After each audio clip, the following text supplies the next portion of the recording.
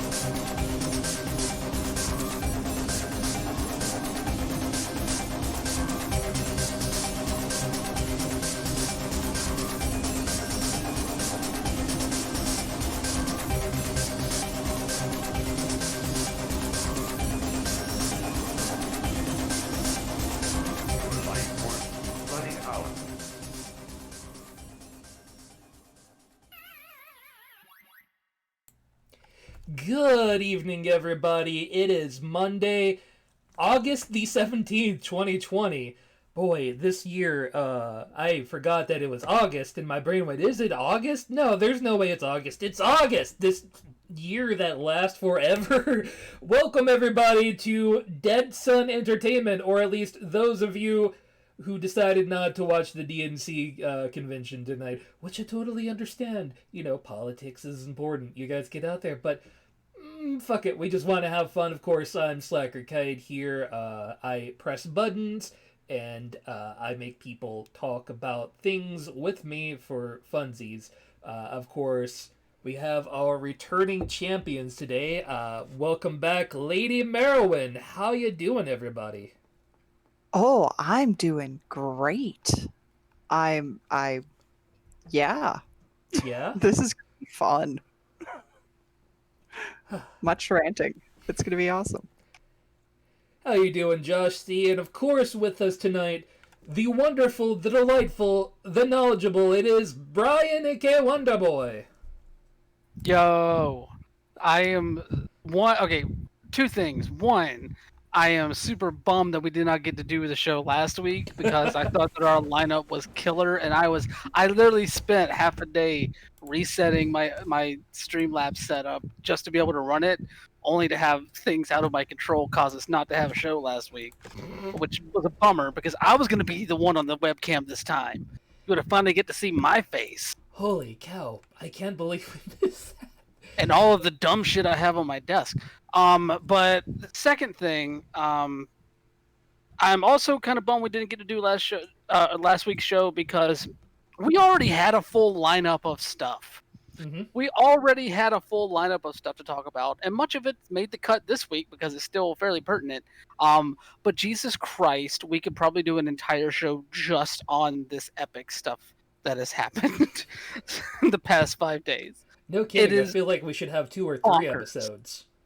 Yeah, like it's crazy what is happening right now, based around that stuff. But we'll get to that. I just want to start off by saying, like, dear God, we're jamming a whole bunch of stuff into 2 hours this week, and I am super up for it and super excited for it. And glad to be back on the show. Glad to have the show running again. And also, I might have had way too much coffee today. I also baked a vegan cheesecake. Nice. Which is very yummy. Brian, you're gonna have to send me your recipe because Derry and I, we don't get along. Same. I have been learning to bake bread instead of doing other things, so yeah, I feel you. Like, it feels like everyone now out there in the adult world of COVID-19, people just like, fuck it, I'm learning how to bake shit. Hey, Kelvin, how you doing? I've done so much like vegan cooking. I made a vegan buffalo mac and cheese. Ooh. Well, vegan if you don't count the chicken I added to it, but still, mostly vegan. It's a vegan cheese sauce. Fuck off. Yeah, having dated somebody with the intolerance to damn near anything, you learn all sorts of really weird workarounds. But hey, they work. Lasagna, hey, you can always substitute tofu in for, you know, the cheese and stuff. It doesn't taste the same, but it works. Anyway, this week we're excited to have y'all, of course. Today is Mr. Video Games. We'll get to Thought Dub tomorrow. And hopefully bring all of that back and trying to figure out the schedule for good old Unchrasmatic and finding another host as well to come along with us for our journey back into 80s cartoon stuff because we can never do enough things here. But Brian, how's your last week been? What have you been up to? Outside of watching some wrestling here and there and plying myself in the kitchen, where I find the time to do so. I've been continuing to play a whole bunch of Magic the Gathering, but I have somewhat of another new obsession in my life. Okay. And I haven't really talked to y'all about this, so I don't even know if y'all understand what I mean whenever I say we are all love Blazeball. Oh, I have heard of Blazeball actually. Let's just go to this roster that you linked here because I'm interested in what the hell I'm looking at. Okay, so Blazeball, for those that don't know, is basically an idle game. It's made by this company called The Good Band, based out of LA. They have one other game under their belt. I think it was released as part of Apple Arcade earlier this year. And they basically made a game that is an absurdist take on baseball, where your only real interaction with the game is at the beginning, whenever you sign up, you are forced to choose your favorite team out of 20 randomly created teams. Mine is the Miami Dale because fucking Dale. And whenever that your team wins, you get like passive amounts of coins that you as income, and then you can also bet coins on all of the day's matches, and win coins like that. And you spend coins in the gift shop to like up the amount of coins you earn passively for your team winning, up the amount of the maximum amount you're able to bet on games, and as well as some other perks here and there. And then you can also purchase tickets to vote in the election at the end of every season. Seasons are only a week long. Ooh. And the elections, basically, they offer up about a dozen or so things called blessings, which are like kind of stat boosts that add to or subtract from a certain aspect of a team. And you can use the election. You can use your voting ticket to vote for your team to receive a blessing. It then it's kind of like how the draft lottery system is, where like the more votes for a certain blessing from a team, the higher percentage they have of getting it. But that doesn't necessarily mean they are guaranteed to get it at the end of the season. And then the other thing you can vote on are decrees. There's usually 5 decrees up for vote at the end of every season, and only 2 go through, though, the 2 with the highest vote counts. And they can range from anything from, I think at the end of season 3, one of them was like basically every stolen base amounted to 0.1 run. So it changes like how the scoring of the game takes place, all the way up to you could vote to redistribute the wealth from all players. Like basically the top 1% of all players would have to give up their coins and to all the other 99 percenters at the end of the season.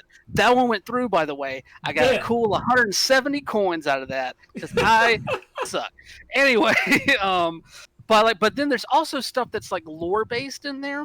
At the end of the second season, there was this thing called the Forbidden Book that you can vote on in there. You can vote to open it, and of course, oh no, I'm sorry, that was into season 1. Season 1, you could vote to open the Forbidden Book, and of course, everyone voted to open the Forbidden Book. So once they did that, in the game, basically a Hellmouth opened up, swallowed the team from Moab. They became the Hellmouth team. I can't remember the name of the team off the top of my head at the moment. And I'm bummed because I should know this. But anyway, they became the Hellmouth. There's also literally a team that plays in Hell. They're called the Hades Tigers. They won the season 3 championship. They play in the 6th Circle of Hell. Their stadium's called the 6th Circle Stadium. Okay. So they open the Forbidden Book, and it's basically just a redacted rule book that hints at all these different little things within the game that are odd. And then the second season, there was just a thing called Peanuts, Literally, it was just peanuts. And of course, you see something that's called peanuts, and the only descriptor is peanuts. You're going to vote for peanuts. Yeah. Everybody voted for peanuts, and that introduced us this whole other like weird thing where like you had like a peanut fraud because somebody legit learned how to spam peanuts as a new currency, and they like paused the game randomly and just threw up a giant. It's a lot. I know it's a lot. I'm sorry. It sounds like Cookie Clicker and Homestuck had a baby. Sort of, but the real cool thing, it's free, by the way. It's currently on. They call their breaks siestas. So like during the season, like every Sunday is basically they call it party time. It's the siesta day. It's the day that there's no games. And every time they go down for like maintenance or whatever, they call it siesta time as well. Right now, the game's on extended siesta because the response to it has been overwhelming. The company, whenever they built this thing, technically this game's still in beta, by the way. Basically, whenever they built it, they thought they were going to draw the interest of like a modest but intrigued community, and they've drawn like in the like thousands of people at this point, and they're just like, we need to build this. We need to build a better thing. Like this is cool, and we want to be able to support this in the way that everybody really wants to. So we're gonna take a break, and they are on a 2-week break. I think they're coming back for season 4 next week. Don't quote me on that. Season 4 is coming up soon. But yeah, the response has been great. And the game itself, it's fun to watch. It's an idle thing. You have it open and you watch the games go by, and you're like, okay, I can get behind a team called the Canada Moist Talkers, or like and all the names of the players are like not randomly generated, but they're all like odd fake names. Like one of the most popular players among the fans is a player named Jessica Telephone. She's great, but. Okay. The thing about this game that's really latched on, I think, is the fan community around it. Because, like you're seeing in the article here from Polygon, basically this has just become a giant ARG where like fan artists from all corners of the internet have decided to throw their hat in the ring and like develop, everything from trading cards to portraits to backstory narratives to like in-game narratives, like current day narratives of of things that happen in games, to relationships between, and it's all gotten really, really queer, and it's awesome to see. But this is all stuff that's been created by the fan base, and it's being embraced by the developers, and they're absolutely enjoying it. They're loving it. Like they're actively encouraging people to continue developing these depictions and narratives around the game and stuff. It's so great. It's an awesome thing to watch. I'm currently working on a piece like looking at the queer inclusivity of this community, and it's just outstanding. Like there's one of my favorite narratives right now is there's a player on the team called the San Francisco Lovers, which by the way, the San Francisco Lovers, they're basically just a team that's a giant polycule where the only person on the team who actually played Blazeball, whose name is Knight Erlacher, is the head of the polycule and decided to recruit all of his polyamorous partners to form a Blazeball team. And they're actually good. So, yeah, it's just a big old oddball thing, and I get sucked into the Discord every time I look into it. It's a fun, passive thing, but there's a lot to dive into if you really want to dig into it. And if you want any real semblance of what the narratives that can be derived from this, just look up a player named Landry Violence, Landry Violence. Just look up Landry Violence's story, and that will tell you all that. If you don't get sucked in by that, Blazeball, the backstory, fan narrative, and fan community behind it might not be the best, might not be something that you're interested in. But if it is, oh my God, there's so much more. It's just rad, and I'm thoroughly enjoying it. I can't wait for season 4. I just have one question for you, Brian. Yes. Why didn't you tell me that this was so cool sooner? Like, I heard some people talk about it, like, oh, it's an idle game, you can play for free. I don't really need that in my life. This is a lot cooler than people told me about. I mean, I don't know. The game itself, like, is cool. Oh, by the way, Unlimited Tacos, good on you, Joshua Comer. That team actually, at the end of season 3, there was a decree that was voted on to interview all of the players, and whenever they interviewed the players, a rip in space time opened up over Los Angeles, and Los Angeles became the Infinite Cities, and now the Los Angeles Tacos are the Unlimited Tacos. Therefore, you are a member of the Infinity City. Welcome. All right. Welcome to my beautiful, weird sports world. This is like the blending of all of my different like sides of my brain into one thing, and I am intrigued. So you're telling me your id made a video game for you? Basically. Not against it. I look forward to delving into the weird, wide world that is Brian's brain. I may have it open now in a tab, and I'll get into it further once we're done streaming. You gotta tell me what team you picked. You gotta tell me who you picked to follow. I haven't picked a team yet, but I'm gonna. No worries. Marilyn, you been up to anything the last few weeks? Besides, working? That's been about it. Work and crafting. And I've been watching Playwatch play through Horizon Zero Dawn. Mhm. And I've decided I need to play this game because it looks gorgeous. So well put together. I'm just kind of in awe every time I glance over at his screen. Oh, I've seen it is a real pretty game. I've never got into it because, time, but still, it looks beautiful. Breath of the Wild, but lady protagonist. I can't say I've been up to a whole lot myself, because work has been the fucking pits. I did randomly pick up the bonus, like the DLC for Sonic Mania. It's a lot cooler than expected. I thought, you'll get some extra characters or something. I don't really care much about that. It really changes up the whole game, because basically, you're playing with, that 2-character mode from Chaotix, where, your second character, bounces on the screen and moves around based on how you move around. It's not the whole tied together thing where the velocity of one character affects the other and all that bullshit, but it's kind of amazing, and I wish I had picked this up way long before I did, but hey, that shit's cheap. It's like $5 now. So hey, if you ever want to pick up a fucking amazing game, Sonic Mania Plus is definitely it. Anywho, let's get into the actual stories today. And we're going to start off with one that could potentially take up the whole fucking stream for all I know. It's big when you're starting off with a major news source and what they have to say on it. Yeah. Okay, I'm trying in my own brain to think of how best to phrase this, right?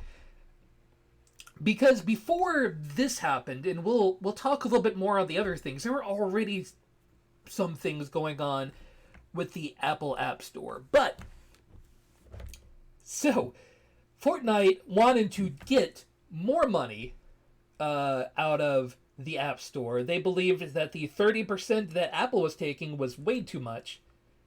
Instead, they wanted to do the 10% thing.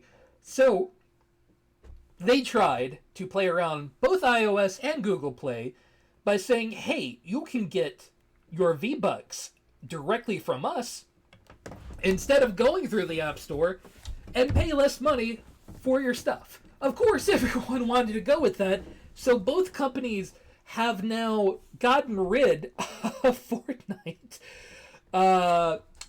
And, hey, good times, Epic decided to not just take it, but apparently had a whole fucking ad ready because they expected it to happen with a 1984 ad knockoff based upon Apple's iMac launch 1984 commercial, where Epic of all people is telling people don't be greedy, and have launched a lawsuit against Apple. Yeah. The timetable of this is it's both equal, not necessarily equal parts, but like to a smaller part perplexing, to a larger, much larger part, I would say calculated. Yes. Epic knew exactly what it was doing, and they picked their spot, and they did it.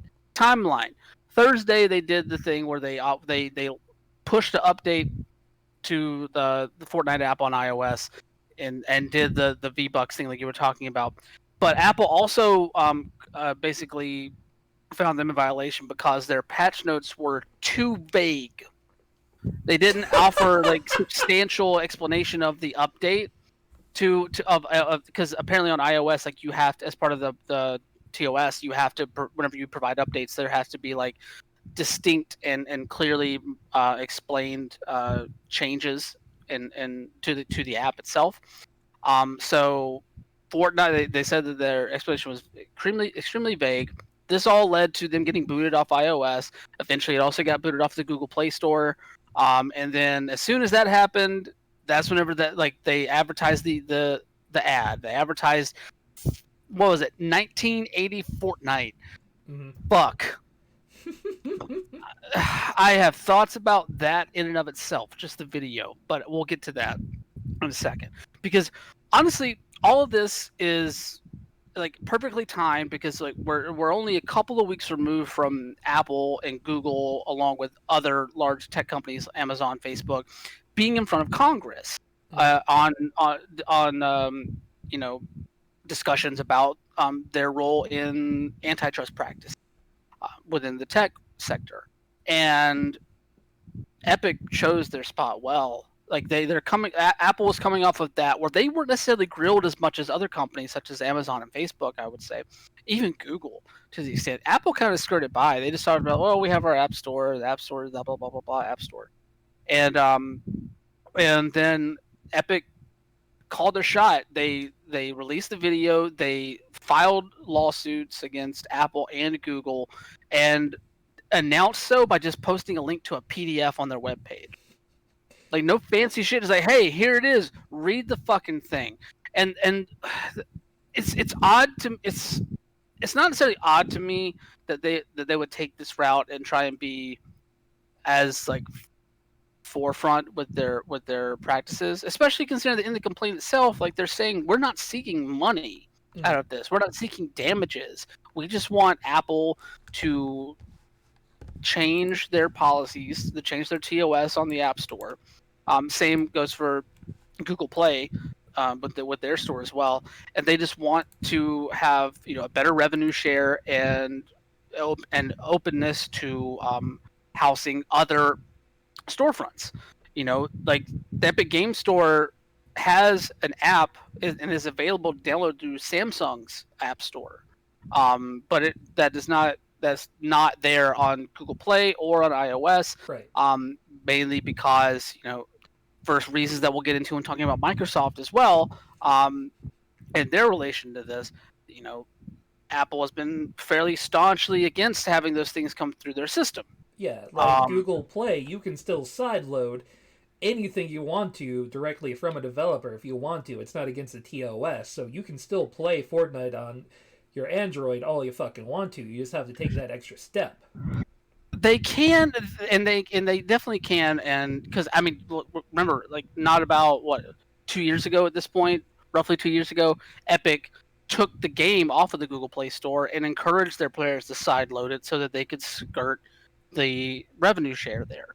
And eventually they came back to the Google Play Store because they realized not as many people were willing to do that, because whenever you sideload things on Android, it makes you go through a bunch of scary prompts that, if you're not familiar with that stuff, can very much deter you from trying to sideload stuff. It's how Google is able to say that we allow other marketplaces on our system while also basically defaming any other marketplace or any other way to load stuff onto their platform, in a way of playing to fears of those that are not as familiar with jargon, you know. So yes, there is some merit to Epic taking this fight to Apple and Google in this way. Mhm. They've been at the forefront of this on, PC gaming marketplaces, and we've been talking about the business battle between Steam and the Epic Game Store for the past year and a half, 2 years at this point, close to it. And in some ways, this is starting to mirror that already, mainly because of Epic's tactics in a lot of ways. But we'll get to that too. I don't know if y'all had any additional thoughts on just like the Yeah. the lawsuit itself. Yeah. So in looking over Epic's site here, they've actually filed 2 motions. They filed their antitrust lawsuit on the 13th. And then on the 17th, they've turned around and they've actually filed a temporary restraining order against Apple to prevent them from removing it from the App Store. So that was in response. Well, I'm sure you're going to get to this. Yeah, let's I don't go wanna ahead talk and go everything. into the next little kink in this whole thing. After Epic decided to be a whiny little piss baby over everything and start telling people to put out hashtags because, using God the damn it. consumer as your own tool is just wonderful.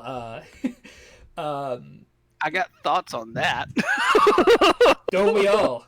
But on top of everything else, Apple has now threatened to remove Unreal, basically remove the ability for Unreal to access iOS because you cannot get new development tools for anything new that they publish after this point for the Unreal market, which basically screws over any game developer going into Apple that is using that Unreal engine, which is a lot of them. I mean, a lot of games that are done through Apple's subscription service, Apple Arcade, are made with Unreal. Mhm. So you're pretty much banning your own devs from being able to update their games. If they're removing the dev cert from Epic and therefore the Unreal engine, they're shooting themselves in the foot. To me, this is the Sony Marvel fight to the to the 10th power, basically, at this point. This is an argument between two giant corporations that are like, hey, you should care. Aren't you the player, the person involved in this media? Shouldn't you be angry? This is all over fucking money, guys. I'm not on either of your sides. Fuck you. No, I completely agree with you on that. It's definitely the Sony Marvel Spider-Man fight all over again. But it's also, and probably more apropos, the Valve and Epic fight that we've seen play out. It is the exact same thing, except Epic is Epic is basically using the same tactics that Valve was using against the Epic Game Store. Mm-hmm. That is basically the exact same sort of thing where they're basically trying, while they're playing this stuff out in the legal system, they are very quickly turning this into a battle of public opinion, and a battle of public opinion with an audience that doesn't necessarily understand exactly what is all going on, and so much so that a lot of them did not even understand the parody of the Apple commercial that basically 1980 Fortnite. God, I have to keep saying that stupid name. Hashtag 1980 Fortnite. Come on. Hashtag free Fortnite. Hashtag Jesus Christ. So it's just, it's extremely frustrating because they're mobilizing their fan base in this way, in a way that feels so cringeworthy. Whenever you are basically looking at their main audience being preteens, teens, and young adults, people that might not necessarily be as knowledgeable about everything that's happening around this antitrust lawsuit. All they really understand is what Epic is telling them. And there was a piece on Game Industry Abyss from Rebecca Valentine that was talking about this, where basically that video was propaganda. Mhm. And there's really no argument around that. It was fucking propaganda.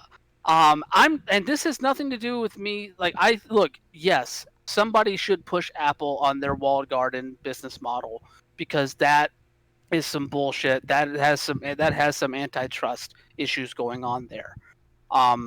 Same with how Google Play runs their stuff there. There should be better better conditions for developers there. And a victory here could go a long way to help a lot of smaller developers that aren't $17.9 billion valued Epic. But at the same time, Epic is going about this in a way that really feels draconian. Mhm. It's just, I don't know. To me, whenever you are utilizing social media and utilizing a fan base that basically your argument to them is that Apple is taking away your thing, let's all gang up on Apple. I Like, mean, that's not how you win these fights. That's just how you manipulate people into a cause where they don't understand exactly what they're fighting about. they're not the only ones that have been rallied behind this. Not even to talk about what we're going to even get to in a minute, because there's another whole layer to all this.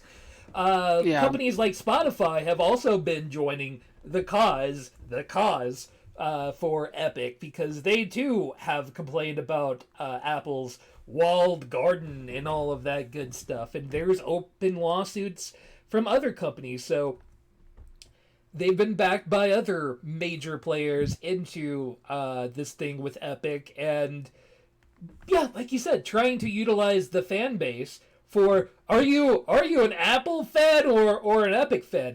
Fuck off. I just want to shoot people with my gun and go click click bang bang.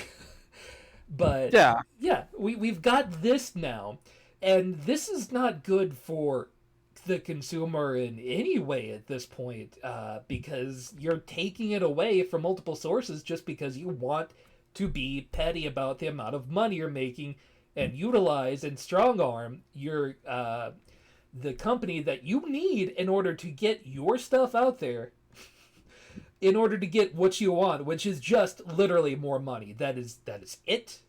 More money. That is all this is over. Yeah, I mean, they want more money from a revenue sharing standpoint, but also I would not be like, they want Epic Game Store on iOS. Yes. They want Epic Game Store in the Google Play Store. They want to be able to put their storefront up there and be able to infiltrate that market the same way that other places do. And to Lindsay's point about Apple Arcade and the issues that might arise from Unreal Engine being locked out as a development tool for a lot of studios there. I don't think Apple honestly has that much remaining faith in Apple Arcade. Mm-hmm. They're based off of like two things. One, there was a recent report that came out in Bloomberg from one Jason Schreier that basically talked to a bunch of devs that have games on Apple Arcade and revealed that the people at Apple running Apple Arcade are trying to pivot to games that are more about, quote, engagement rather than one-off stories and one-off experiences. So basically, they are pivoting towards whatever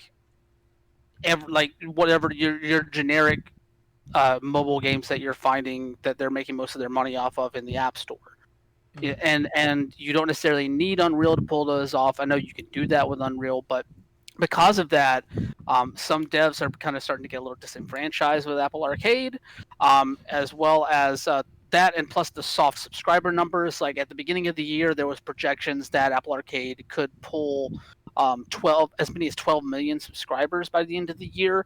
While we don't have concrete numbers because Apple doesn't release those, it does appear that those numbers are not there. So, nor are they on the pace to get to that number. So I don't know if they really honestly care about messing with the situation with Apple Arcade right now in such a way that might severely limit it. Whenever they're still making a ton of money off of games that are not included in that Apple Arcade subscription, and the games that are going to be included on it don't necessarily need something with the kind of development oomph behind the Unreal Engine. That's just that's where my speculation is at right now. That's just based off of what I've read. Are you ready to throw the last wrench into the story? And then we can talk about all the parts of it at once. Oh. Yeah. The last part is, of course, Apple has basically gotten rid of both Stadia and Project xCloud, whatever Microsoft wants to call it at this point, stating that because of the fact that literally any game could be on xCloud or the Stadia app, that they can't verify all of those products, therefore they won't allow it. I mean, despite the fact that, hey, we've got like Netflix and YouTube, and there's all sorts of shit you can't verify on those, but boy, they are where the money comes from, so we're not going to stop them. But xCloud and Stadia, they can't be on iOS. Sorry, you could put weird shit on there, and we can't review it. Okay, so one thing about the whole sideloading Fortnite, there are certain OEMs in the Android market space, like Samsung, that have their own app stores. Mm-hmm. Guess what you can still get from Samsung App Store? Yeah, Fortnite is still available on that.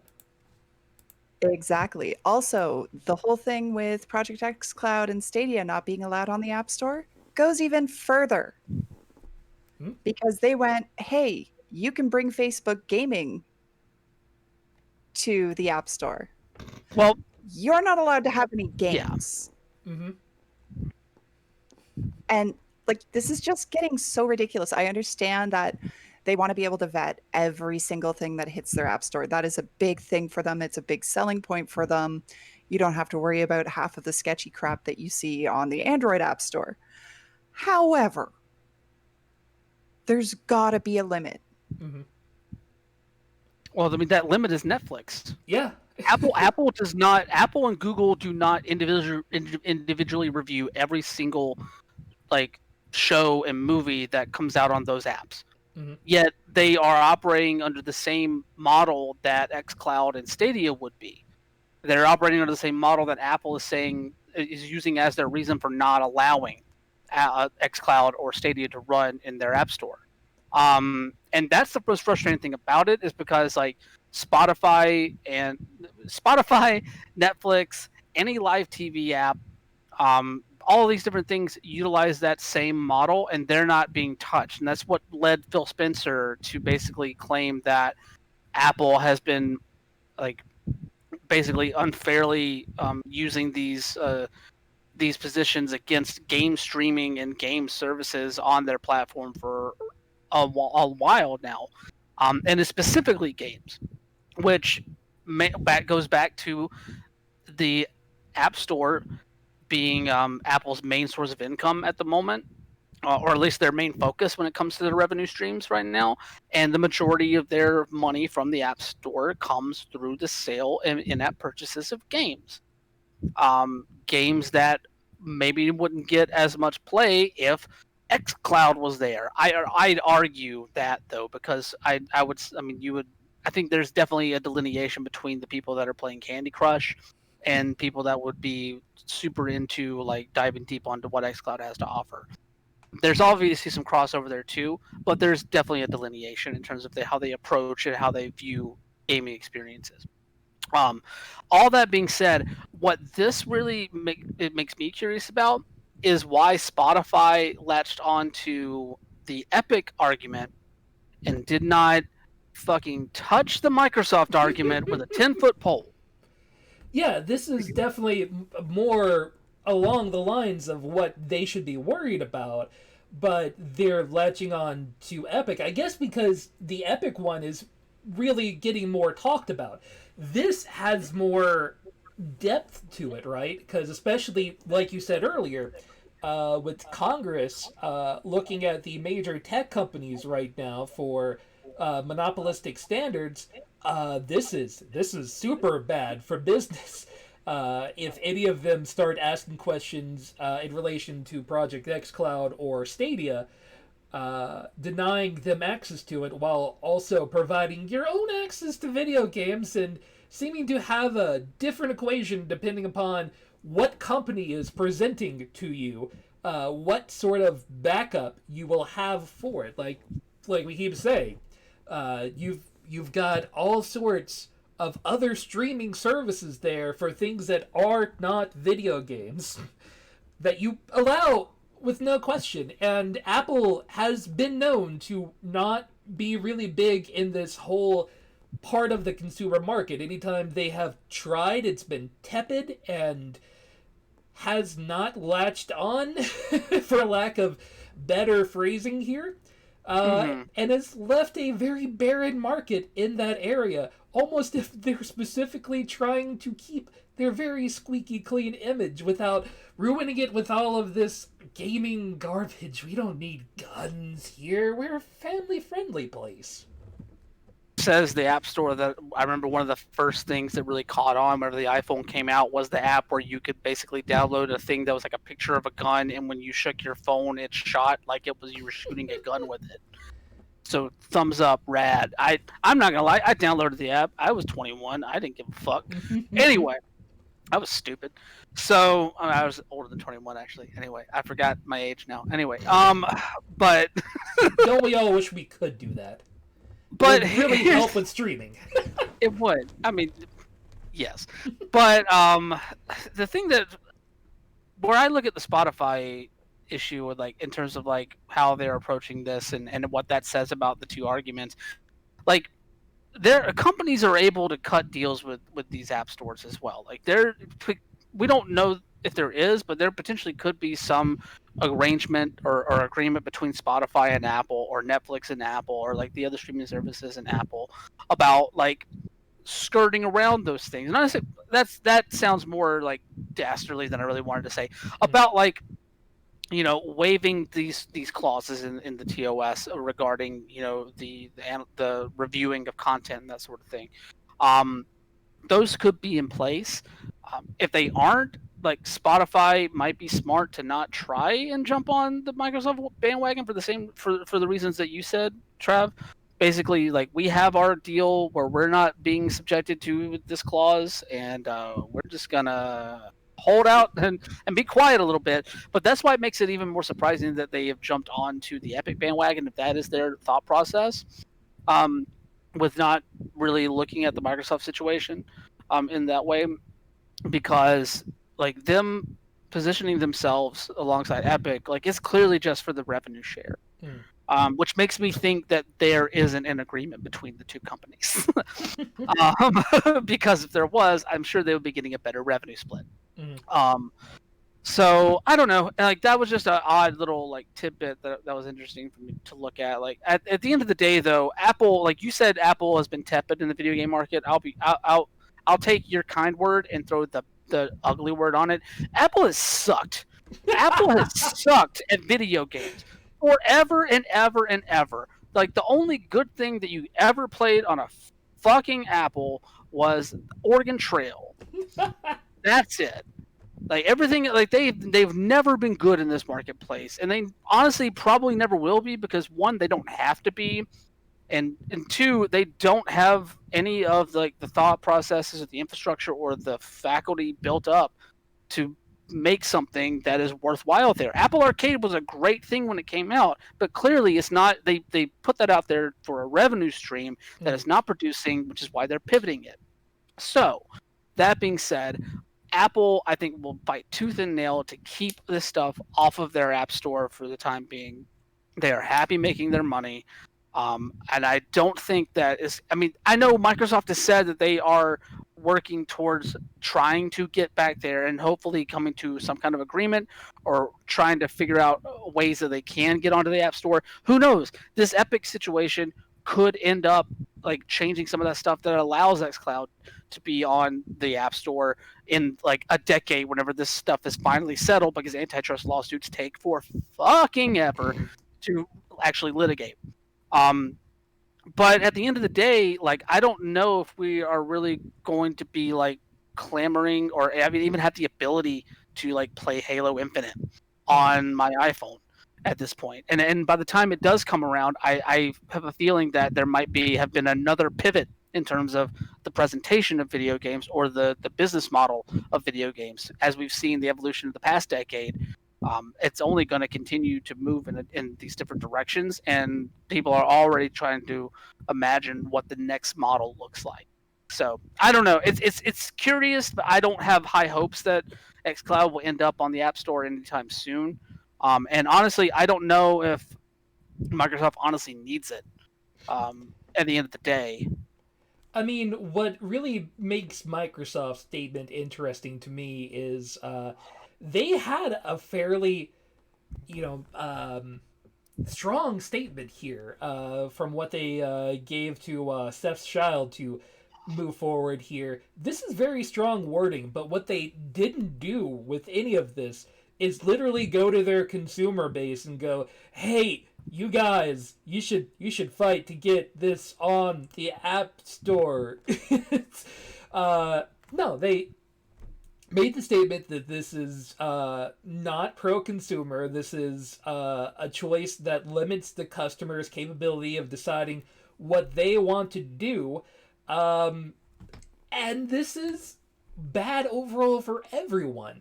And God, this timing, all of this together is not great look for Apple. Not on, the congressional side, not on the interpersonal side, not on the user side. Getting rid of all of these things, and let's face it, xCloud when it starts isn't going to be a huge, it's not going to be the biggest thing since sliced bread to come out, but xCloud seems like something that will evolve over time and become bigger and bigger and snowball as it goes. From everything that Microsoft has stated on it, they are definitely putting their ass into backing xCloud at this point, in a way that I can't say Stadia has had at all. Oh, Stadia is an afterthought. Yeah, Stadia is definitely an afterthought in this entire conversation. They happen to be involved. But yeah, this is going to be, at the very least, losing Fortnite, losing any game that is using the Unreal Engine, losing xCloud over time is going to really damage Apple's brand. And I, God, hate saying it that way. It damages the brand. But if people don't get what they want, they will go elsewhere. And I don't know how to tell Apple that they're not the only market for a fucking smartphone these days, but they're not. That market can drop at any time. I want you to look at what happened to BlackBerry. That's true, but Apple is also remains the single most wealthy corporation in the tech sphere right now. So I don't know if those fears are necessarily really knocking on their doorstep, or at least from what they see. So I think we're in for a long fight. We're in for a lot of money spent on lawyers. We're in for a lot of litigation, and this is not going to be resolved anytime soon. And we're probably also in for a lot more flawed rhetoric from Epic at this point, whenever as they continue to portray themselves as the messiah of the fucking revenue split. And I swear to God, that is the thing. Is I wish I could. I understand their fight. I understand why they're doing this. I understand the good that can come from this. But every time they put out a statement that feels so flowery in their bullshit, it just makes me cringe so much more and make me realize there are no good sides here. This is in business, there are no good sides. It's just something needs to change. Epic has the financial stability to be a force in the game industry that forces that change. And at the end of the day, it's good for other companies, but it's really good for Epic if they're able to make that change as well. Yeah, I mean, this is something, I don't think any part of this is going to affect Apple's bottom line on a right now thing. This could affect them though going down the line, right? This is, 5 to 10 years out business models when developers stop looking at Apple because they want to be able to stream, because we're not done seeing sectors of industry going to streaming platforms now. I mean, we have Adobe giving out its product as a streaming item. We have several companies developing their own products that are for the consumer as a streamable item that they could change at any time and may start getting third parties involved in ways that Apple can't review. If they don't change now, the market will pass them by in a few years. And that's the biggest problem I'm seeing is you're a tech company. You have to change with the times. And streaming product is going to be the big change that everyone is going to want as 5G becomes more and more prevalent and people can fucking stream and download whatever the fuck they want to. And for that reason, that's why you might see Microsoft cut a deal with Apple down the line to get xCloud on the App Store. But clearly, what this is displayed is that Apple is very subjective in how it enforces its TOS when it comes to streamable platforms and that sort of thing. And I think looking at Apple, like they're making enough money from the regular mobile games that they have there now that don't have to be that don't require something like xCloud to be able to run. They're making that money, yet they're also like profiting off of allowing the other streamable services on that platform as well. As long as they're willing to, like, they can get left behind by gaming. They've been left behind by gaming for like 3-4 decades at this point, and they've still become the most profitable tech corporate out there. That's the thing is like as long as they continue embracing like streamable TV and streamable movies and streamable content, you still have the Twitch app. I can like if I still have my iPhone, I can pull it out, pull the Twitch app up, and watch all the Twitch I want. Like I can do all of that. You can still embrace parts of this sector without actually allowing the games to be played on the phone, and still profit off of the sector in that way. So like that's why I'm less but I fully can watch it. Yes, you can watch it, Cool. which I hear has a big market. Maybe there's some money in that. I don't know why people would watch other people play or talk about video games, but I'm sure there must be some sort of market out there for it. Unless you're a lady trying to play with a ninja. At that point, shit out of luck. Never letting that go. We've hit nearly an hour. Lindsay, any words that you want to finish on this before we move on to other stories? I mean, not much except for the fact that you guys are right. Like, Apple really needs to get with the times. We were discussing this time last year how it's the death of physical media. So everything's going to move to streaming, and they're either going to have to keep up or get out, really. I just feel like it's more so about keeping up where they want to keep up. I don't think that they see games as a priority. I think as long as they have the Netflixes and the Peacocks and the Hulus of the world and the Spotifys and Apple Music turns over something, which, Apple Music definitely nowhere near the level of an adaptation to Spotify. But as long as they're able to monetize other systems of other media systems like that, or other media forms rather, and still be able to profit to the same level or beyond there and keep up with the times there, I think they might be perfectly fine with letting other companies, just third parties, develop games, put them out on the App Store, and not worry about whether they want to really pursue allowing storefronts. That being said, if the Epic thing forces their hand, then there you go. It might change. But I just feel like they're more focused on other media forms and other media sectors right now, and they're perfectly willing to let games fall by the wayside a bit. All right. Also, yes, all 10 subscribers of the Peacocks, Joshua. Also, that weird thing with the 5-minute videos. That one too. You know how it go. Oh, Quibi? Quibi, yes, that guy. They have less than 10 subscribers. They wish they had Peacock's numbers. The most dangerous game is looking at Quibi's subscription rate. Nice, Giant Pie. 6.9. Nice.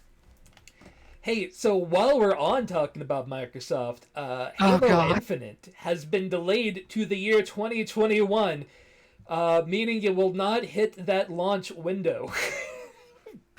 God, this was going to be... Okay, so full disclosure here. Whenever I was going to run the show last week, this had not happened. We had a whole nother top story.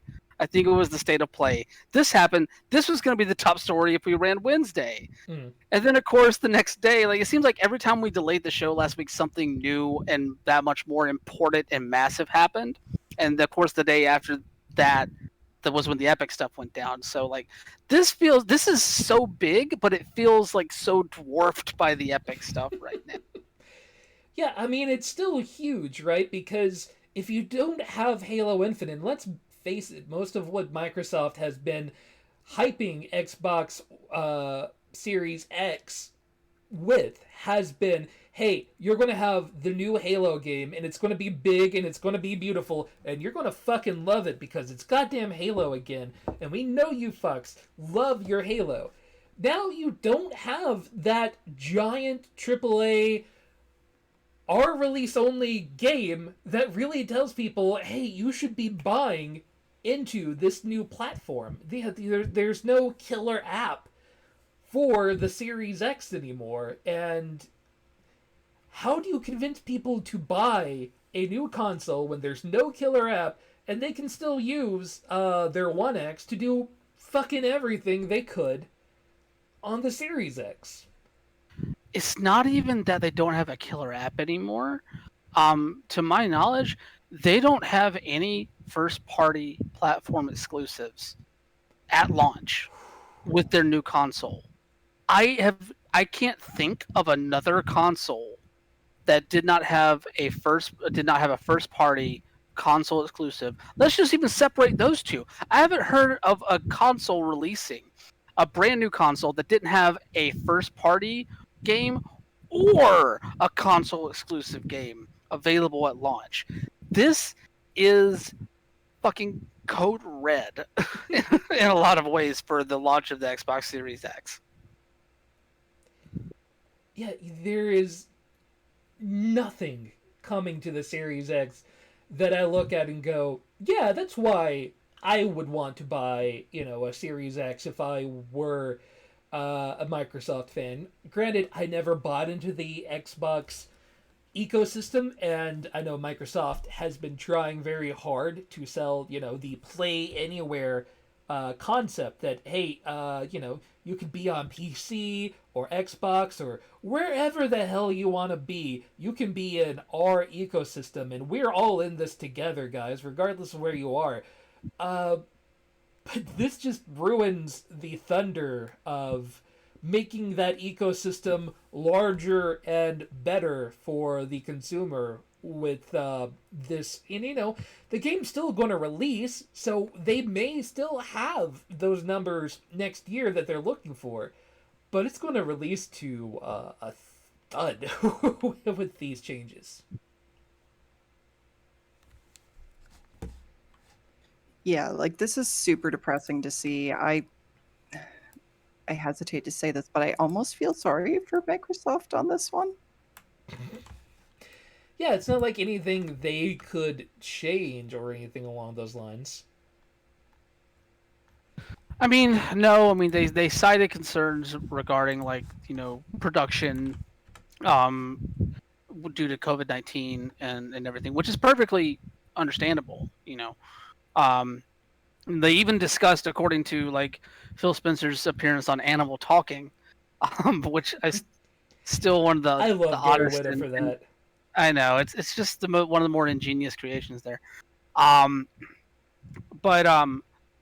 like, according to his comments there, like, they even discussed, like, releasing it in chunks, like possibly, like, trying to release maybe the multiplayer.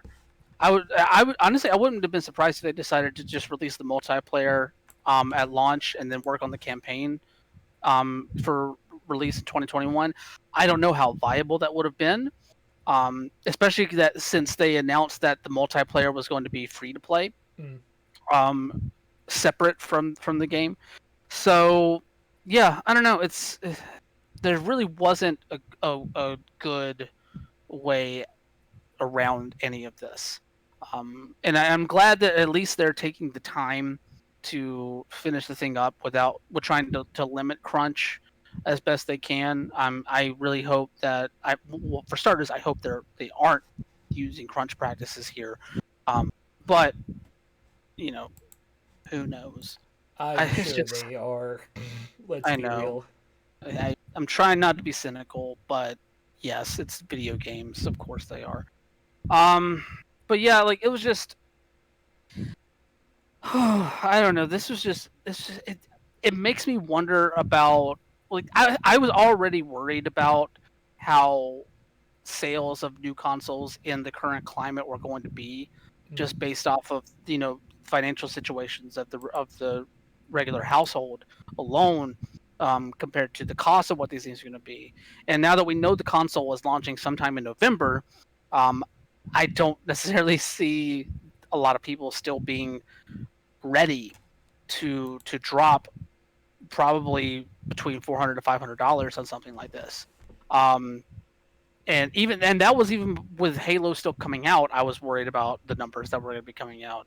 But I will say the pivot to really pushing Games Pass is probably the best path that they could have taken out of this, and trying to really push the backwards compatibility stuff. And I think they released a blog post, announced whenever before this delay was announced, basically talking about like the thousands of games you'll be able to play on the Xbox Series X through Game Pass. And I'm like, that's cool, but they're mostly like third party stuff or stuff from the past generation.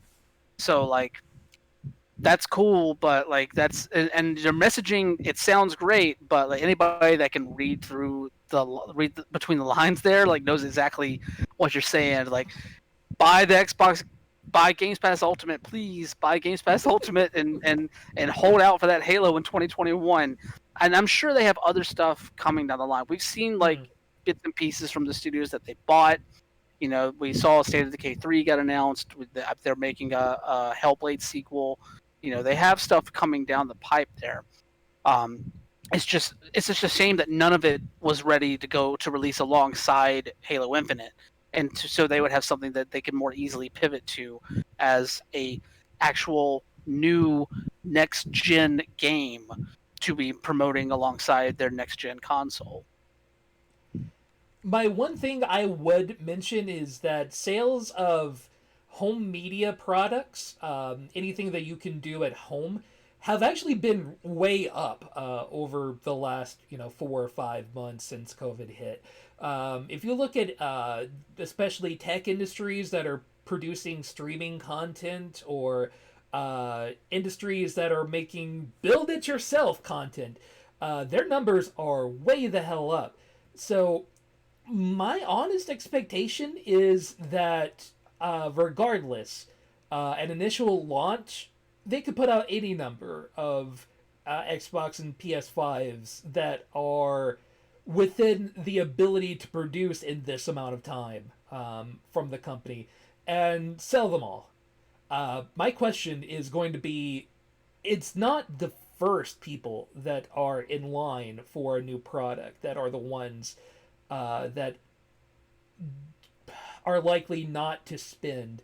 It's the second wave, right? It's the people that want to adopt well after other people have adopted and tested the waters and seen if this is something useful, and then they will come on board as well. And in that way, this delay is less of a problem for Microsoft than you might think. There are definitely a lot of people who are going to buy a new Xbox regardless, because it's a new Xbox. They're already in that ecosystem. They don't want to leave. Their launch day is going to be fine. It's a matter of keeping those people excited after the fact that they have this big new shiny toy. And yeah, like Josh said, the launch day comes out and they look at their big old shiny toy and go, what did I get this for again? And it's difficult to keep that second wave consumer jazzed at that point. It's kind of like the Wii U launch, where they launched with nothing to make the consumer go, oh, this is cool, yeah, I'm for it. The Wii U had great games, but nobody was going to buy them because the launch was so soft, despite the fact that they sold out at launch. Nobody wanted after that. I mean, yes, and I see your point. I really do, but I think that, I mean, honestly, this climate is built for the second wave. Honestly, already it's built even more so for that, because like, I think the sales numbers on the first wave of these consoles are not going to look anywhere near as positive as they did for the Xbox One or the PS4. I'm going to go and put that out there right now, just based off of everything. They might still be pleasing to Sony and Microsoft, but I don't see them blowing anybody away. And by all means, surprise me, world. I am totally up for that, but I just don't know if that's necessarily the case. Especially whenever you look at Sony's strategy of ramping up production to get more consoles out there right now. Unless they have something under their sleeve where they're going to just walk up to the podium a la the PS2 announcement, where they just walked up, set the price, and bolted off because they realized they could undercut the Dreamcast, and the PS2 became one of the most like popular consoles of all time and well-selling consoles of all time. Like, unless they have something up their sleeve like that to just completely undercut the Xbox Series X at price, I don't see that strategy of ramping up production being something that is going to pay off for them right now. I know that part of that strategy is because there's a lot more Sony adaptation in Japan than Microsoft adaptation there. And Japan has been handling this situation with COVID a lot better than America has. They have a bit more financial stability, I would say. There, I mean, they don't have this high of an unemployment rate. They don't have as shitty of an unemployment system as we do here, and also we don't have people being forced to go back to jobs that want to basically alleviate companies of liability should people get sick over there. To my knowledge, I could be wrong there, but that, from what I understand, that's not the case there. They've been handling the situation better, and it might open up consumers there to be more apt to buy consoles whenever they launch, which may be why Sony is ramping up production to get more consoles out there, because they're expecting more of a buy-in in Japan as opposed to North America when it comes to that thing. But I don't know. The strategies just they worry me a little bit. I am half expecting, honestly, Sony to come swinging with some sort of social thing for the PS5 that will be a hook. It seems involved, like, it seems a lot to their brand at this point, right? And especially right now would be a time for it. I know Xbox has been trying recently with more social things. They're bringing back, forget the name of it, that one, like, game that you can play on the Xbox that they had with the 360. 1 versus 100? Yeah. Yeah, they've been in talks to bring that back, and other things that would be scheduled consumer events. But it's not the same. So I am really expecting, from the way Sony has been tackling this in some of their conversation. Now, I'm entirely possible to be wrong here, but it's what it feels like from what they have been saying so far. And if they do that and take advantage of it, that could also be relatively large. I don't know. Anyway, we've got one last thing in the Microsoft camp, and that is this one little oddity. We have the name of the Microsoft console that we knew was coming, that was basically a smaller Series X. It will be the Series S. We know that it's going to be the name purely because these these controllers in Chicago, of all places, have been leaking, and people have been picking them up and taking photos. And on the branding, it specifically mentions the Series S for this product. And considering that we know they're coming out with another console, and we know that they haven't really given it the name yet, it fits. So here you go. The Series S is definitely a thing that's going to happen.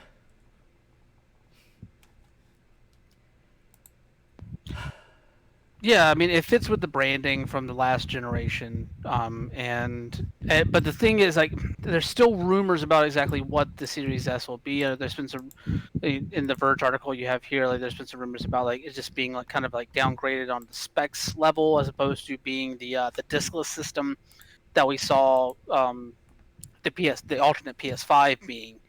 So I don't know. There's still some details here, and we're probably there was still talk about an announcement coming sometime later this month, possibly early September. So I'm sure it'll be out there soonish, and then we'll get more details about it. But yeah, no surprise here. Yeah, it's not a huge story, but it gives you that little bit of knowledge that more than likely late August, early September at some point, Microsoft's going to drop another, hey, what's up? Probably with this. Pricing probably sometime in mid to late September, so hey, there's your timeline to look forward to, guys. At some point, we'll know what these fucking systems cost. We'll know all the systems they have and what they'll cost. Another thing with the Series S is that I've seen some speculation that the Series S might be one of probably the major selling point for Xbox's continued leasing program that they were running about halfway into, or a little more than halfway into the last gen, where you pay monthly for a console and you have it, and then after you pay it off over time, same way a regular like a car lease would work there. So like this might be more tailored to what they're going to offer with that service going forward as well. Like instead of the regular Xbox One X, or not Xbox. See, I'm already messing up the fucking name. The Xbox Series X. So yeah, I don't know. Like it's just there's curious ways that this could go, and what the nature of this console actually will be. But we won't know until they announce it, and hopefully that comes sooner than later. Yeah, this naming convention completely doesn't smell like Wii U to me, where everyone's going to get confused on what's the nice one, what's the new one, what's the old one. I hate everything about it. Just call it the thick. 'Cause that's what it fucking is. 3 C's. 3 C's thick. The Xbox thick. I could get behind it. That's right. Heyo. That's branding. Speaking of branding, hey, Fall Guys has done a goddamn amazing job of it. With 2 million copies sold on Steam as of August 10th. This game I wouldn't say it came out of nowhere. If you were paying attention, it didn't, but for the average audience, this game fucking swept in and has blown up on Twitch. It has blown up on Twitter. It is fucking everywhere. Every company is trying to get behind Fall Guys to the point that they are having a marketing blitz right now to see who the highest bidder will be to buy in to get them the next person to have an avatar skin in Fall Guys with how much money. Right now, Mr. Beast has put down $100,000 to be Jesus the next Christ. person to have their own little Fall Guys avatar. Of course he would. I mean, that man has more disposable income, but he does so much good with it. Yeah, and I forget which charity it is going to. Let me see if I can find that. I think this is the thread. Legal paperwork. I forget actually which one. Special effect. That's it. that is the charity they will be giving their money to, which is it's a good charity from everything I've seen, allowing handicapped and special needs children the ability to also join in on the fun. So that's dope. Very. Also, something I saw shortly before we started the show. You talked about your love of Gary Whitta and Animal Talking earlier. Well, apparently, Animal Talking is taking a break, and Gary Whitta is introducing a new show within Fall Guys. Bless you, Gary. God, you are such a weird human being, and I love you with all of my heart and subhearts. Yeah. So everybody jumping on that Fall Games bandwagon.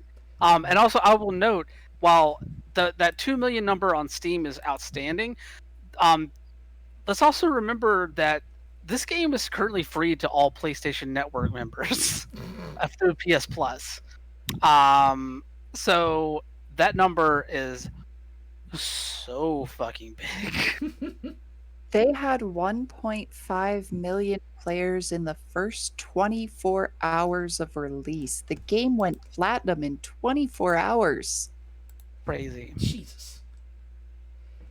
Yeah, and my one concern with Fall Guys is they can they keep up the momentum? Is this going to be one of those flash in the pan games that are really cool looking and people get real excited? I know that they are still working on more maps and have already released new maps, but how do you keep up that excitement for a game that I think took literally everyone by surprise for how much people latched on to this game?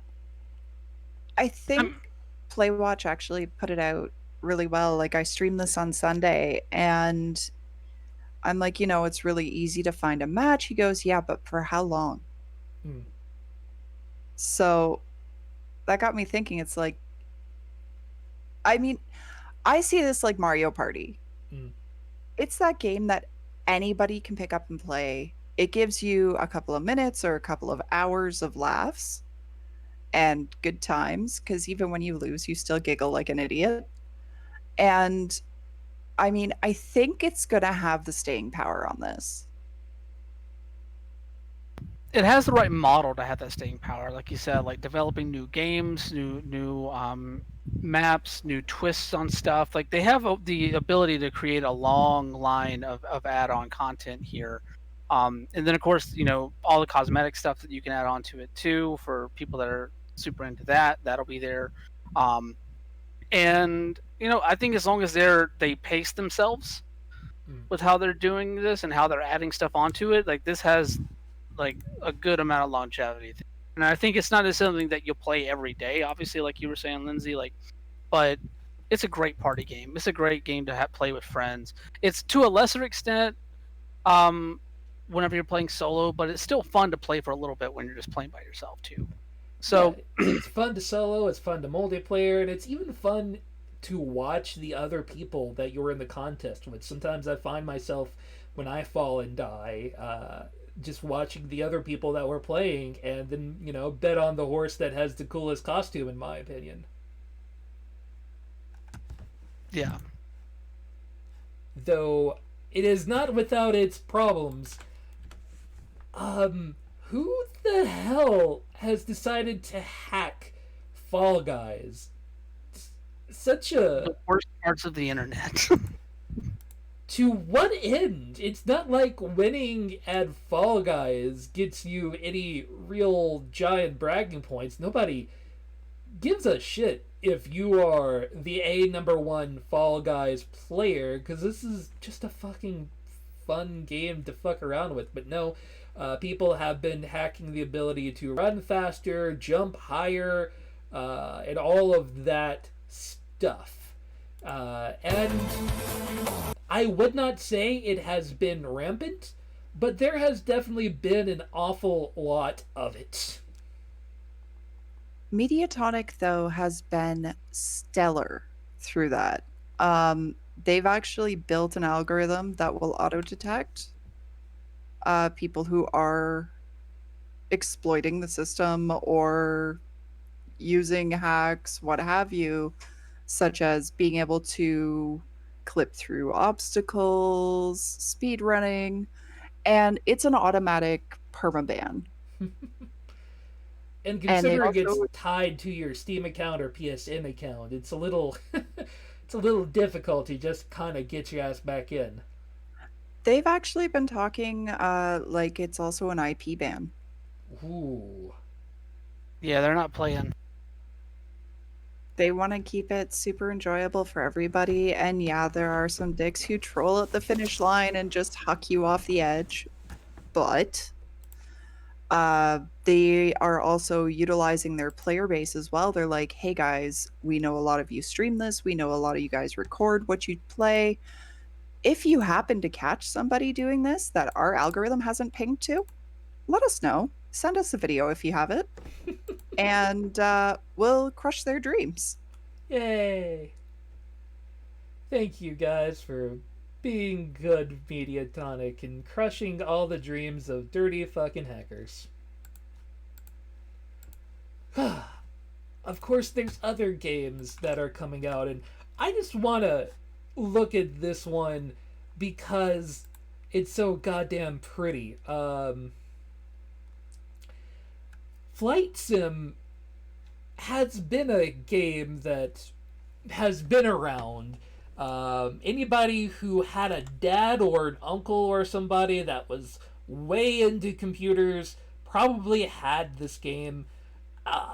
It's not really a thing I can super get into myself, but seeing the evolution in this one trailer of Flight Sim over time and how goddamn pretty the new Microsoft Flight Sim looks and is literally like world perfect.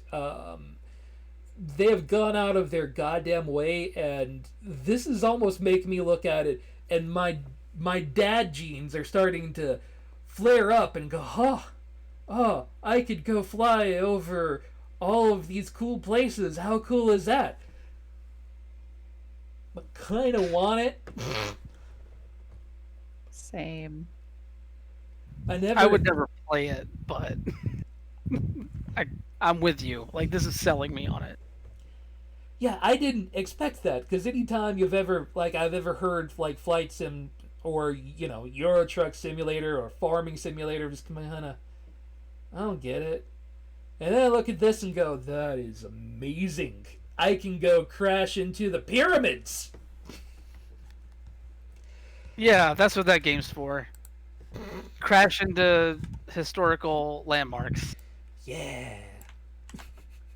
Anyway, I just wanted to bring that up. Take a look. There's a lot more Flight Simulator 2020 footage out there. And God, it is a beautiful thing to just look at.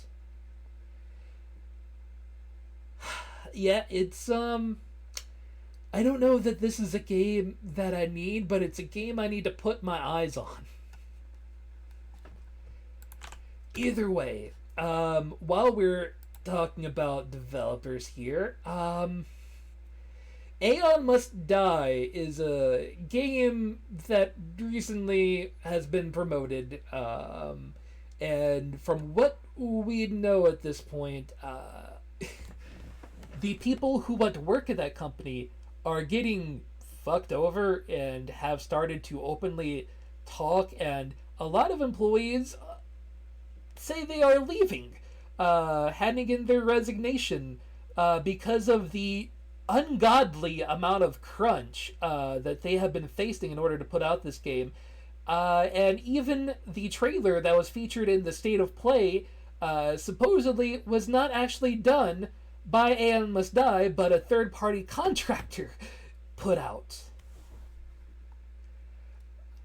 Yeah, so this kind of came up coming out of the Sony State of Play presentation last week, where Aeon Must Die, the trailer for it debuted there, and before that presentation was even over, I want to say this Dropbox link had been posted up on a new Twitter account for Limestone Games, where it basically linked to the mass resignation letters, as well as a lot of personal accounts from members of the team, along with these allegations that basically the CEO of Limestone Games, Yaroslav Lysenko, basically sent threatening letters, unlawfully fired everyone, and also basically copied all of their work and stole all of their work for the trailer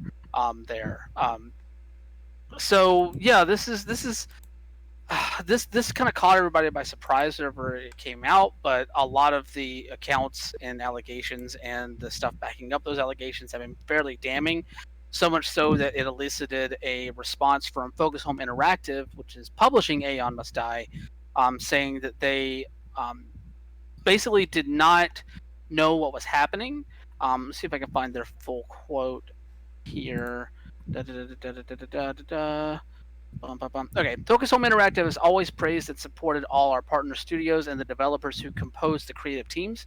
We pride ourselves on treating our own employees and third-party developers fairly and respectfully, and this will not change. Focus Home Interactive was informed of serious allegations raised by some of the developers at Limestone who have worked on the creation of the video game Aeon Must Die. Which, by the way, I love that the fact that the exclamation point is part of the title and they end the sentence with a period. It's just too good. These grievances are directed at Limestone, their direct employer. As the publisher of this video game, Focus is carefully looking into these allegations and will draw the necessary conclusions if they are proved to be well-founded, and then take all appropriate measures. No further comment will be shared until we have a clear and complete view on this matter. So, it's hard to completely buy that Focus did not have any idea that something might have been happening at Limestone around this. I mean, obviously, it's a very easy place for them to be like, "Oh, we had no idea, but we'll look into it." We've seen that with many other companies already, in the gaming sphere. But so I don't know. It's a frustrating situation, especially taking Focus out of the matter and just looking directly at the situation with Limestone. I don't know necessarily how far this can go in terms of like litigation and things like that, but it's definitely basically took what was probably going to be the single best promotional moment for this game that has a really cool art style and looks like it could be, all right for an indie title on the PlayStation, and basically like drug it through the mud and completely negated any goodwill that they could have inspired with that trailer announcement during State of Play. Yeah, it was seconds that this game went from, oh, that looks neat, to, oh, that sounds bad. Hey, until I hear anything better coming out of Limestone or Focus Home, fuck this game. No. If people are resigning over the amount of crunch that they're being thrown into and the game is still months away from launch, fuck off. I don't want a part of it. I don't care how pretty your game looks. Yeah, I mean, according to the article from Game Industry, like it says that like the workers are working with an attorney, but like I said, I don't know how far this is going to go in terms of litigation. So, as much as they can just get their voices out there and tell their stories and their experiences with this company and how they were treated, I think that's probably the extent this goes. But it's a pretty solid extent. Like I don't really know how many people are going to be jumping on that Limestone Games or Aeon Must Die bandwagon, knowing the situation behind it. So, Yeah. good on them. Hey, speaking of big publishers and what they're up to, we previously had spoken about Warner Brothers and the potential for other companies to sell it, but it's starting to sound a little bit like they are likely to hold on to this company despite the talks previously to sell it off to various other companies. Which is a strange and very short turnaround. So here's what happened here, and this goes into other sectors of Time Warner and Warner Brothers and all the different various pies of the media sector that they had their hands in. There was a fairly large restructuring at Warner Brothers overall, and Time Warner overall for that matter. Most notably, even touching the wrestling world a little bit in terms of like the executive that got AEW their TNT deal, or at least opened the doors for that to happen, was let go in the course of this. And through that restructuring, there was some messaging put out around the reports of Warner Brothers Interactive possibly being for sale there that kind of hinted that they are, I think the quote was, remains part of the studio and networks group, but at the same time that doesn't offer a ton of commitment. So it's still kind of up in the air. I mean, some of that might have gotten dissuaded a little bit based off of some of the announcements that are coming at the DC Fandom event, which that's a dumb name. Beside the point.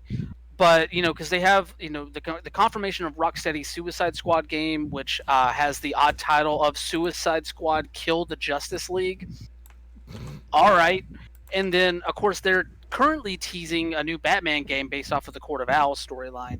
So it seems like they still have some like big properties that are fairly close, probably like maybe in the next year to 3 years coming down the line with the company. So it kind of hints at maybe they're not necessarily looking to sell everything right now, but they still could possibly be trying to offload portions of WB Interactive here and there, because they have a number of studios underneath that banner.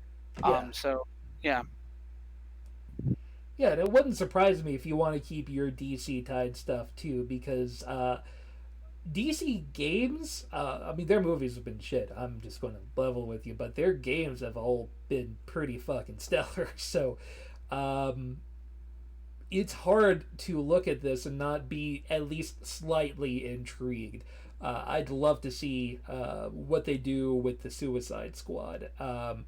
Hopefully better than has been done with that movie, but still, if they're going to kill the Justice League in a video game, that would be fucking rad. Yeah, I mean, I would not be like some of the companies that don't necessarily have like as huge of a name market wise, at least to like the general public, like Monolith, Avalanche, some of the other internal studios. So they have like I think 5 internal studios based in different cities in North America. Like I wouldn't be surprised if maybe they offload some of that stuff, but then again, who knows? They could offload these properties as well, and just license them out, and for the money that you get off of licensing deals. So I don't know. It could go a bunch of different ways right now, but there is some verbiage out there pointing to them holding on to things for the time being. Yeah, and in chat, definitely, Spider-Man games tend to be pretty good. There's, I can't say that I can really remember a Spider-Man game that I'd look at and say, I wish that didn't exist. And there are some that you look at and go, holy shit, that existed. Especially the recent one. So, yeah, Spider-Man, good video games. Superman... I feel like I'm talking way too much and not letting Lindsay get points in. I'm curious if you have any thoughts. It's okay. I was just gonna say, like, I totally agree with Josh. Like, Spider-Man games, there's not really any bad, like, flat-out bad Spider-Man game. The most recent one was probably the absolute best that there has ever been. I'm not thrilled with the fact that, like, on day one they were already advertising their DLC, so you could continue it, but that's a completely different argument altogether. You want to talk about bad superhero games? Let's talk next week. Oh wait, the Avengers? Yeah. Let's talk next week. I need more time with it, but let's just say Anthem. We'll keep going. Yeah, I've not heard much in the way of positive about the Avengers game, but with a couple of weeks out from its launch, and then there being so many bugs in the beta, doesn't fill me with a lot of confidence. Either way,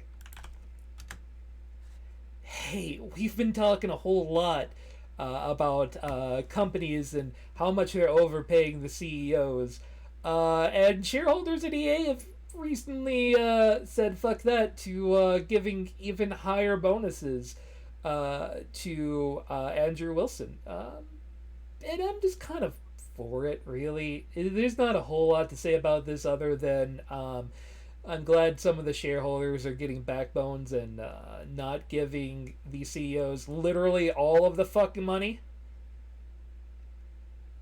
See, like, I'm super happy that the shareholders are finally waking up, but this is only an advisory vote. So, the company itself is going to go, yeah, fuck you, give us money.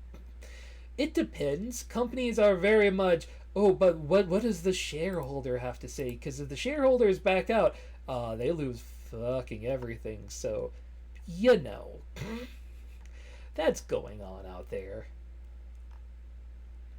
It's just fun to know. I don't think the opinions of this podcast aren't exactly known to everyone. So Yo, fuck capitalism. yeah, eat the rich is maybe should be our new motto here. No. Yeet the rich. Ah, You yes. can eat them. I'll eat them. Yeah, I mean, Nom nom. getting close to them, you can potentially spread COVID in that way, right? If you yeet them, then you're still socially distancing properly. And, like, eating them. I don't know. Do shareholders count as vegan? Well, they're not actually people, but I don't know if they count as animals or not.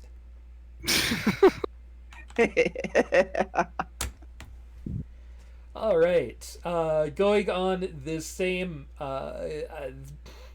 brand here, Riot Games is looking to get itself an ethics committee because there's been just so much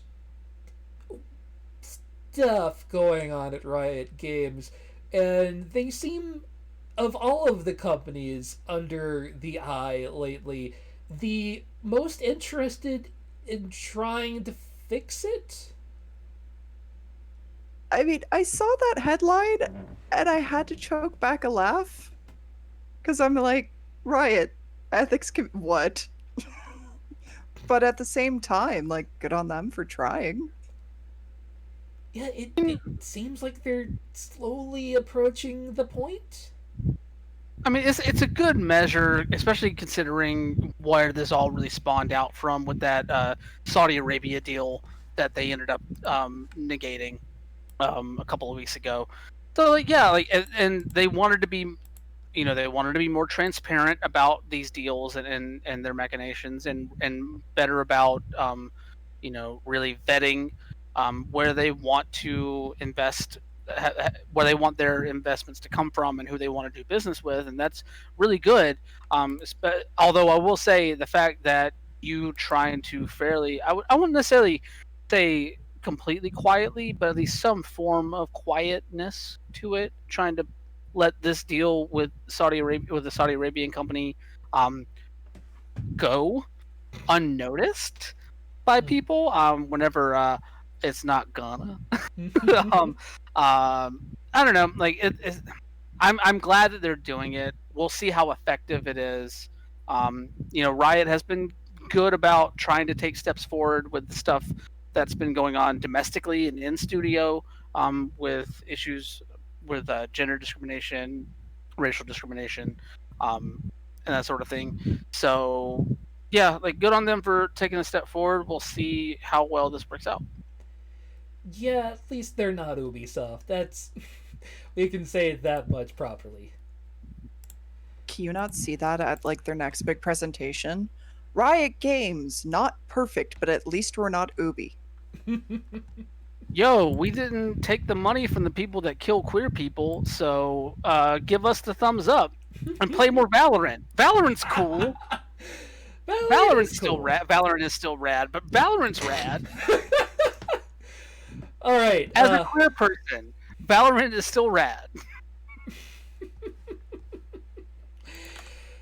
All right, F's in chat on this one. Laszlo Jones, who probably most of us know as DJ Laszlo from the Grand Theft Auto games, he is one of the writers and people behind Grand Theft Auto, and he has left the company from reports. No. Yeah, between Hauser being gone and Laszlo being gone, it feels like the spirit of what made Grand Theft Auto, for better or worse. And there are arguments both ways. I don't know how it will feel the same, especially without a station dedicated to DJ Laszlo. The number of hours that I have listened to this man talk in my life, I used to know his conversations from Grand Theft Auto 3 by heart. So, yeah, this is actually a kind of a sad moment to me. But, yeah. Maybe it will be for the best, considering I kind of hope Grand Theft Auto 6, when it comes out, has maybe better writing. Grand Theft Auto 6 is just Grand Theft Auto Online forever. Oh, I don't want it! I don't like Grand Theft Auto Online. Grand Theft Auto Online is all video games. They're re-releasing GTA 5 on the PS5 so they can get GTA Online onto the PS5. It is persistent. It is forever. It is all you will consume. Eat it. It is 1984. Shush. But I don't want to. We know your hate for Rockstar. We know your hate for Rockstar so well. It's not. It's not even necessarily from a place of hate. I just like. I don't know. It's fun to poke at strategies over there. I'm going to have to played find a way to GTA 4. hack the I'm game okay. and put some Laszlo back at the game. You know, replace a station with just some of the older stuff from him. Yeah. Give it a week after it releases. Yeah. Somebody will have a mod for that. I wouldn't be surprised if there's already a mod for it, like already being worked on. Fair. All right, Brian, I might actually need a little help with this one because I didn't get a chance. This is the only one I didn't get a chance to really read over before we started. And while I kind of know Yoshinori Ono, I don't really know him that well. So Yoshinori Ono resigned from Capcom last week. Basically, he's been the face of the Street Fighter franchise there for like 25 years. He's one of the minds behind a lot of the developments of that. He's been on the creative side there as well, and he's been probably most well known currently for being really the face of like Capcom's esports initiative regarding Street Fighter. He's very well known for being out front at Capcom Cup events. And yeah, he's had his hand in other places within Capcom as well. Like he worked with the Dead Rising, Monster Hunter, Darkstalkers. Like he's touched a lot of stuff during his time at Capcom. But his most highly esteemed accomplishment was Street Fighter 4. He basically reinvigorated the Street Fighter series and brought it back to a place where casual audiences engaged with it. I would say maybe not to the exact extent that they did with Street Fighter 2, but comparably enough to make it popular enough to warrant Street Fighter 5 and all of the different iterations of Street Fighter 4 and whatever strategy they have moving forward past Street Fighter 5 now. It really just he built Street Fighter into what it is now. And without him, I don't know if Street Fighter has the same popularity that it does now. So, and he's not without his mistakes as well. But it's just he's been there for a long time. Apparently there were some rumors about maybe him having some ideas for Street Fighter 6 that didn't really sit well with some people. So I don't know. It's one of those things where like I'm perfectly happy to celebrate his accomplishments as he exits the company. I'm curious what he does next, if he does anything at all, But it's a loss. It definitely is a loss. And we'll see what happens going forward there. But huge congratulations to Ono. Yeah, it kind of caught my eye. I didn't realize he was heavily involved with Dead Rising, which, yeah, I wasn't nearly as big a fan as Hollis was, but I have watched that boy play way more Dead Rising in my life than I've watched him play literally anything else. It is. So I have vicariously had a whole lot of hours in that series. So, and of course, like any other kid in the '90s, I also played a shitload of Street Fighter too. But of course, no. I was more of a Mortal Kombat kid. Still played a lot of Street Fighter 2 because everyone fucking did. But still, no, it wasn't Mortal Kombat. It wasn't my scene. But damn. Yeah. Like, Street Fighter was one of the first video games I ever picked up to play. Same. Dad and I used to spend hours, and he would try desperately to teach me not to button mash. And I never listened. And as a result, I got squooshed every single time. But, like, just those memories alone, like, I want to get my hands on an SNES and Street Fighter again, because I really miss it. Here's me playing Street Fighter 2 as a child. Shoryuken! Shoryuken! Shoryuken!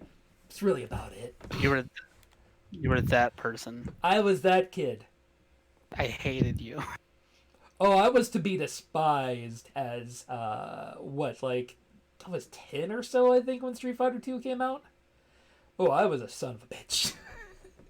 I did not care about the idea of playing fairly. When I played Mortal Kombat, I always played as... Why is my brain faulting now on not Sub-Zero, the yellow one? Brain. Scorpion.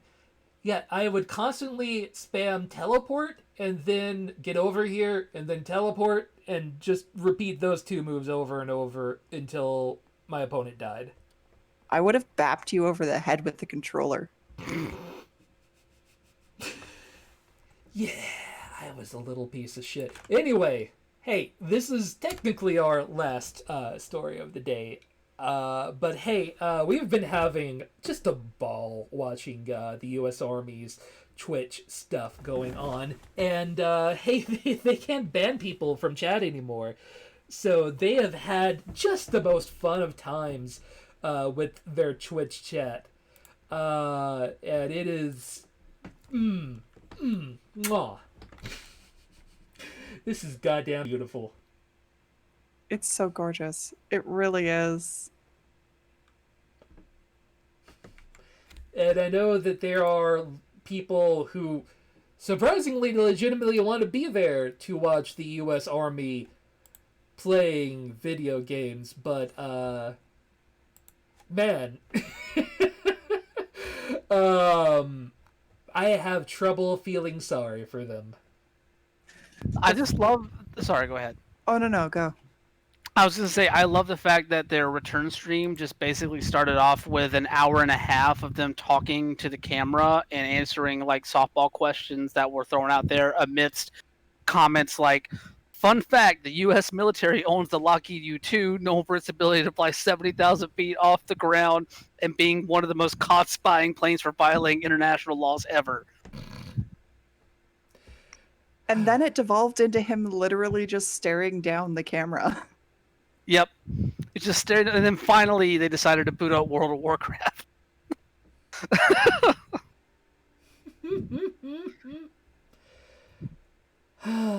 So, there you go. That is technically our last story here at Mr. Video Games, but you guys know as well as I do, we cannot end a Mr. Video Games episode without naming our Mr. Video Games of the Week. It is a title that many have sought but few have won, unless you're Hideo Kojima, then you've got it 3 times in flying now. But still, it's something that you look at that is so good, so bad, so awful, so amazing. what have you, and you just look at this and go, holy shit, that is video games right there. And this week's Mr. Video Games... Actually, what was this young man's name? The young man's name was not thrown out there because it is a young man. That is true. But you know what, Brian? Brian, you go for it. You tell them about this young boy.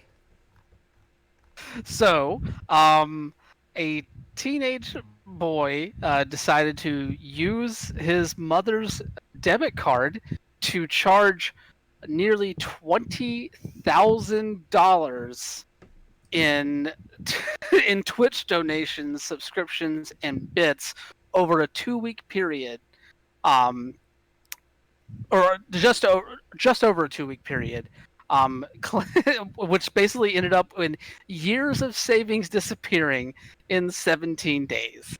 Apparently, a number of these donations were made to popular Twitch streamers like Tfury, Gorb. I did not even realize that the Atlanta Falcons had a quarterback named Kurt Benkert, but that's there. And the Miami Heat forward Myers Leonard. Apparently, the real issue I had here, and why I think it makes Mr. Video Games, other than the fact that a teenager just decided to steal $20,000 from his mom for Twitch, was that the whole process of getting the money back was super frustrating. Apparently, she basically was able to get the majority of her money back by contacting Xsolla, the paying service that partners with Twitch. And apparently, every time she reached out to Twitch, she got no response. She reached out to Twitch. She reached out to the Twitch CEO, to Twitch support, all different realms of Twitch, to no response. And so yeah, it's just really frustrating to see that she said she kept hitting a brick wall with Twitch, and that it was the most frustrating thing of all in this whole situation. The fact that no one would respond and there was no way to speak with anyone was horrible. So hooray, Twitch. I'm glad that she got most of her money back. Apparently she's just short a couple hundred now at this point. Yeah, my favorite part is the son is remorseful, the mother said, and is going to counseling, with the stipulation that he must do positive actions throughout the day. Go ahead. Oh no, yeah, he has to do positive activities throughout the day, get exercise, and interact with the family in a positive manner. So none of that is beating that child's ass. My parents were not big beat child ass advocates. I'm not big beat child ass advocates. But $20,000! I'm sorry, you don't get away with, oh, well, you just gotta go outside more. Just be a nice boy. And the fact that she went to the Consumer Protection Division, they told her to be persistent, but they couldn't help. She couldn't go to the bank. Unless she sued her kid. Yeah, unless she pressed charges, the bank wouldn't do anything. She even resorted to sending registered mail to Twitch's CEO and Amazon's legal team. And nothing. What the hell? It's just fuck. Josh, I don't think you're entirely wrong. I bet the boy felt yeah, I can get away with it. I just have to play nice with mom and dad afterwards. And, if the mom had $20,000, I mean, okay, yeah, people have savings, but usually not liquid savings like that to just suddenly poop out $20,000. I'm not saying the parents are rich, but I'm going to guess that this is, upper middle class kid with, real fucking soft parents who are going to go real nice and easy on him for this. And, okay, a little bit of an exaggeration with the beat my ass thing, but I wouldn't have had a computer after that. I wouldn't have had a video game after that. That stuff would have been gone from my life. I know that much for damn well sure. Yeah. Yeah, I wouldn't have had Twitch anymore. Yeah. And I mean, like, she's mentioning that this was years worth of savings. Like, for all we know, this is a lower class family that has been scrimping and saving for, like, medical bills. Exactly. Yeah. It could be a myriad situations, but yeah, I am glad that she got most of her money back. It just sucks that Twitch did nothing. Yeah, that is the real shitty part of this whole story is how much fucking work she had to go through to get back that 20 grand. And I don't give a fuck that the people, the streamers with the hitbacks, they probably would have taken to get that money back and rada rada rada. There should be something in place if a child decides to spend $20,000 over a few days of money that is definitely not his. A minor. And the Yeah. fact that, like, they're still allowing him to use a computer, like, he's got an hour a day of supervised play. Like, nuh-uh. No. No. That child should not be able to touch a data connection until he's like 50. All right. Not even allowed to sideload Fortnite on his Android. All right, that has been Mr. Video Games for Monday, August the 17th, 2020. We're so glad to get back into everything. Of course, remember tomorrow at 9 o'clock Eastern, Fat Dub returns, and we will Fat be Dub. talking about pinball, what that has to do with racism, and the origins of Sega, and what that has to do with exploiting foreign markets. Isn't that just so much fucking fun? I'm excited to be there. I hope you will be too. Thanks everyone who came in and chatted today. Josh C., John Borg, Azut. I'm sorry if I mispronounced your name. Nomicola, Kelverin, Giant Pie. I think I got everyone in there, but it's great seeing the chat so active these days. It puts a smile on my mouth all the goddamn times. Of course, make sure to follow us at all of our shit. There are links in the doobly-doo below where the stream what is if you are watching on computer. Join us on the Discord. The bot spams it all the goddamn time, and we are very active talking about politics and video games and media and all of that happy fun shit that is within that Dead Sun brand. As well, we're going to try to schedule time with Uncrasomatic to discuss old ass cartoons, and that should be fun for all of the girls and boys. And we've got other stuff hopefully in the pipelines as well. Hopefully at some point we can figure out the time for us to do another Fall Guys stream, since everyone seemed to love that last time, but we will get into that at some other time. Lady Merowyn, any final words this evening? As always, guys, don't forget to love each other from a socially acceptable distance. Wash your damn hands. Be safe. Be the change you want to see in the world. And just be good to each other. Wonder Boy, final words. Second, everything that Lindsay said. Also, if you want to read my writing stuff, I mostly write for outsports.com right now. That Blazeball article that I talked about earlier will be going up over there sometime this week, hopefully.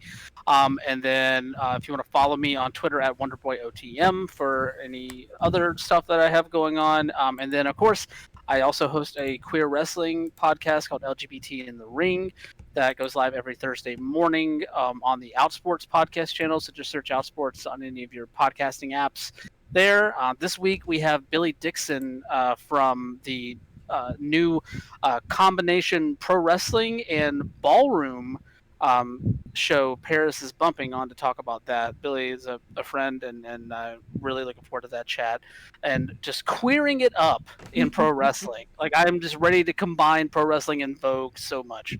Anyway, yeah, but other than that, y'all have a great rest of the night, and thanks for coming by. On the final note that I want to just mention, the first payout from Twitch came in, and I'm fucking flattered that people would spend money Yes. on this podcast. I know that it is going to, at least in this house, buy hot wings for myself, Joe, and Josh. Those two, of course, being some of the OG members of back when this was CBGP Games over Dead Sun Entertainment.